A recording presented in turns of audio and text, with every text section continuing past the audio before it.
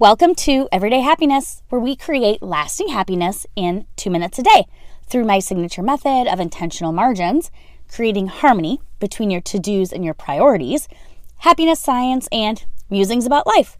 I'm your host, Katie Jeffcoat, and I was listening to this Yale happiness course by Dr. Laurie Santos.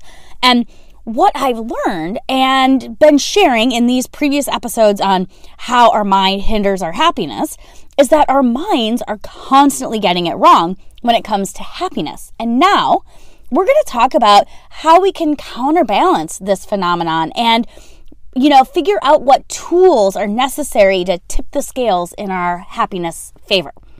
We know that our mind plays tricks on us, right? And it miswants what we think we actually want to make us happy. It also compares our wants against reference points instead of absolutes. And then our minds have this terrible tendency to get used to stuff and we don't even realize it. So the good news is that if we are intentional, we can overcome these human biases. When we think about the ways we try to make ourselves happy, Dr. Santos says the first way is to not invest in awesome material stuff. This stuff, scientifically, won't make us as happy as we think. Our minds trick us into thinking it will, but it just doesn't. The new car just becomes the car. Being aware of this is like half the battle, right? So this stuff that lasts, if it sticks around, the new house, the new car, the expensive handbag, because it sticks around, we get used to it. And over time, there just isn't that much happiness to derive from this stuff. Now, on the flip side, forget about all the stuff and instead consider investing in experiences because they don't stick around. We don't have time to adapt to them.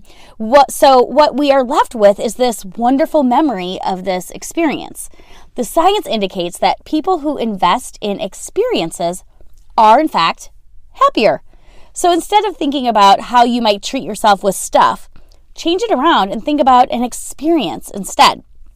Also, it's hard to have social comparison when you're talking about a trip versus a new pair of shoes or a car versus like someone else's car. So if we are the type of people that invest in experiences, we are more likely to not compare ourselves to others' awesome experiences, okay? So the science is clear. Invest in experiences and it will make you happier.